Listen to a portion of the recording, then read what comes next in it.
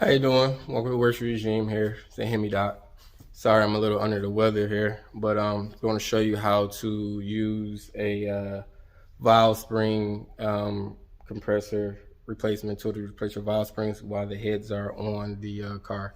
So what I'm doing here is another 392 cam swap, but this couldn't work with pretty much any cam swap when you got to change the valve springs on the head. So this is the tool that I'm using here. Is HemiTools.com. You know, is the part number here, but this is pretty much it. So I did already the driver's side. I did all the valve springs on there, and I did all the valve springs stuff for cylinder number 2 on this Hemi that I'm working on here. So I'm gonna give my honest reviews on it. This tool works like advertised, like it should.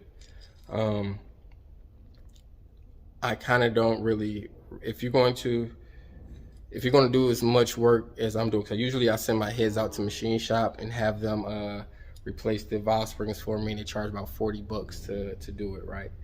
And this tool costs about 150 bucks or so, so roughly around there.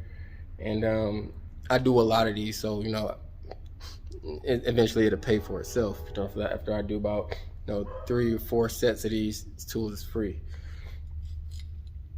What I don't like about it is the time, and it takes a long time to do all the springs on the head. So this is my thought on it. If you're going to be replacing a camshaft on your car, you're likely going to be replacing the lifters as well. If you're going to be replacing the lifters on it, you are going to be taking the heads off. If you're going to be taking the heads off, to use a regular universal valve spring tool to get the springs off. You can knock all of these things out in like 10 minutes. Mow them out. But here we are now, especially for the cost of this, like I said, 150 bucks for this. You're pretty much near to the price of a universal one anyway. I should have had looked. That's probably where I'm gonna be going anyways, going to that route. This would be a cool tool for if you have a broken valve spring, like a lot of the 6.4s had, early 6.4s, they was breaking valve springs. So if you run across that problem where you're not going to be tearing the engine apart, do everything, you're just replacing the valve spring, no cam swap, no lifters, no nothing, this is the tool you need right here. But I'm going to show you a quick tutorial how to use it, because I understand there's not a whole lot of Hemi information out there. So like I said, it's a Hemi Doc, you know where to find me. And this is the tool that I'm using. Like I said, it works like a charm. It did everything like how it's supposed to. It works flawlessly. I have no complaints about this tool whatsoever. No complaints. The tool is doing as it should. It's just for somebody who gets paid to do it, it took me way too long to replace the valve springs. If I had the regular universal valve spring tool that's for off the heads, like the big, it's kind of like a C-clamp, I could have knocked these out way faster. Put them on the table over there, just compress it, bink, the locks fall out. I can, just swap them out real quick. This right here, I use some assembly lube here to get the locks to stick to the valve. So, but what I'm saying, let's go ahead and show you how. That's the reason why you're here. Let me show you how it works. So,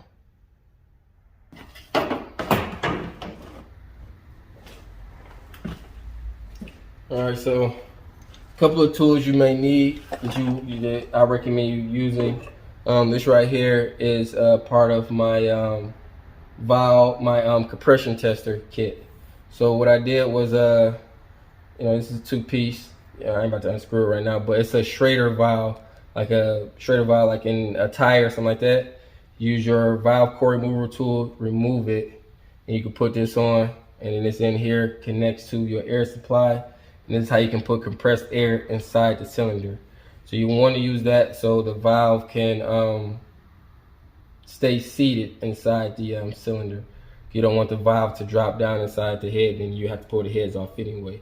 2, usually when you're using this tool, you press down on the seat, the retainer, it will cause the valve to go down with it. It doesn't break the locks off from the retainer. So you want to use that to put like I said, to keep the pressure inside the cylinder, so you can be able to break that. I already remove the spark plug. I remove one spark plug from every cylinder, because if you take both of them out, then obviously you want to be able to hold any pressure. So I put this in here, thread it in until it seats down, and then that's pretty much it. Get my compressed air. You got I got a bad a valve that's not seating properly. The intake valve isn't seating properly here, so I'm gonna have to get this one. Gotta go to the machine shop now anyway to get that reseated.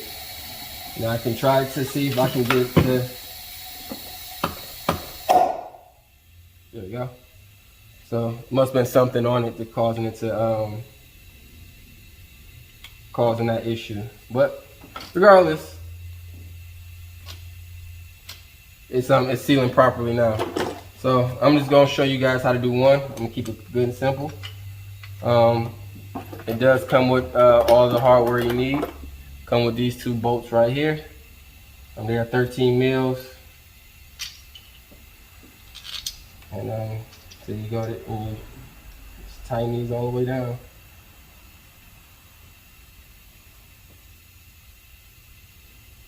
You don't have to cram them down tight and nothing like that. I might just snug them down. I mean, I'm probably putting 15 foot-pounds on it. And then so you get this here. It's a 14 mil. I wish they would have kept these all 14s, all 13s. And then I'm just using my ratchet wrench. And as I've seen, it broke free. And I just continue to tighten it down. You can see that it's the lock falling apart. You don't have to bottom it out. Just tight enough to where you get the locks out. And then once you do that, you can reverse.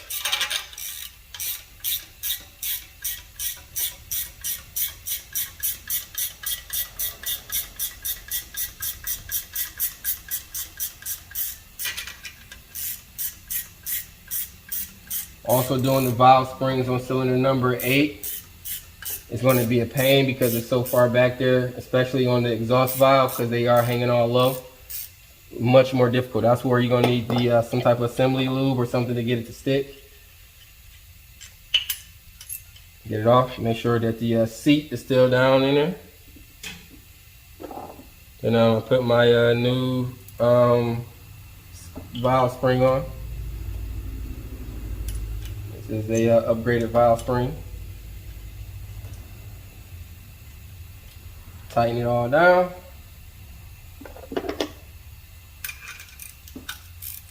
And you must reverse. The intakes are the easiest because they sit up high, easy access. With the exhaust valve, you got to put the spring up and center the retainer, so it don't push the valve in while you're trying to put it down, and it's gonna be hard to see. And it's also possible that you can drop the locks when they fall out, because they're such at a aggressive angle. When you compress it down, the locks can fall out. I can't seem to find my magnet anywhere, so I've been magnetizing my little flathead over here to grab stuff. But like I said, you can put some assembly lube on it, but on the top ones it's kind of easy to get to them.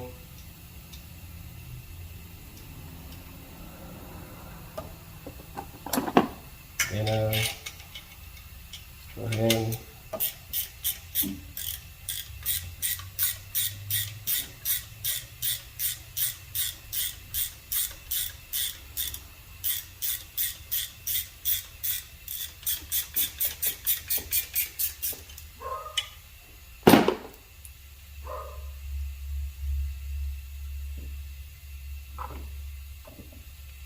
unlock that.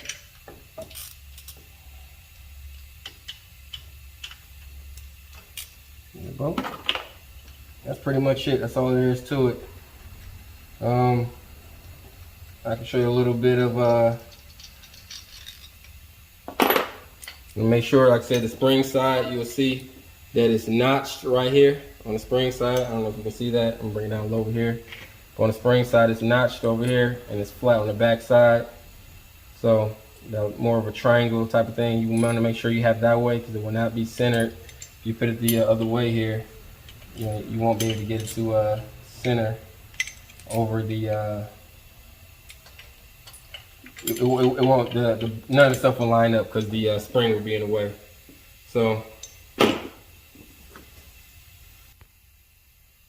that's pretty much it. Like I said, that's the valve spring. I'm gonna do the last one on the exhaust here, off camera. That's pretty much it. Like I said, it's getting a 392 cam swap. This is getting a MDS delete as well. Like I said, if you have any questions or inquiries, you can reach me at code Greenlight. That's CODEGREENLITE @gmail.com. So you can reach me there. If you want to reach me on Facebook, it's Racing Regime. I have all that stuff in the description below. But that's ways you can contact me if you want to service your car. If you want me to do anything. Like I said, I will upload some content on some more performance builds. But I only do mostly what people need to get done. So I do have a 2014 Jeep that I'm going to do forged pistons and rods on. And I'm just getting I think a Magnuson supercharger put on it, SRT8 Jeep. I'm trying to still get my 3rd gen Ram together, 2008. I'm looking to buy one. It's a 2008 Ram that I'm already looking at to buy. And I'm going to put a 6.1 SRT8 6.1 motor in there. I already have the motor. I'm rebuilding it now, and it's pretty much going to be a completely stock motor with a freshly built gap in the rings. So I'm going to hit it with a lot of nitrous. So stock bottom ends, stock forged crank, stock 6.1 rods and pistons. I'm using Eagle cylinder heads because it gets compression up by 1 point. So I think like 11-1 or something like that. Still pump gas friendly, but make more power, right? Then I'm going to go. I don't know exactly yet, but I want to put like a pretty healthy cam in there. I'm trying to make somewhere 550 horsepower on motor or above. So that's my benchmark, 550 or above, and I want to put 300 shot of nitrous on this 6.1. So I'm going to have it through a progressive, and I want it direct port. They have a little plate system that I want to use that goes right between the intake and the cylinder head, and put it on the progressive and let her rip. I'm also going to do an 8-speed swap on it as well for transmission. It's going to be a stock 8-speed, nothing fancy. I might go with a aftermarket converter or a what is that? A 1320 converter on it. And like I said, pretty much some regular gearing, maybe some 392 gearing or something like that. Maybe leave it at 355 because the 8-speed is a pretty tall transmission and gearing for gearing. So see how it works like that way. That will be a vehicle that, like I said, is a shop truck that is going to have some fun and play with. But that's pretty much it. So like I said, thank you guys for watching. This is how you use the tool. Like I said, if you're going to be doing a lot more of these, I would recommend just getting a universal off the bench overhead valve spring tool.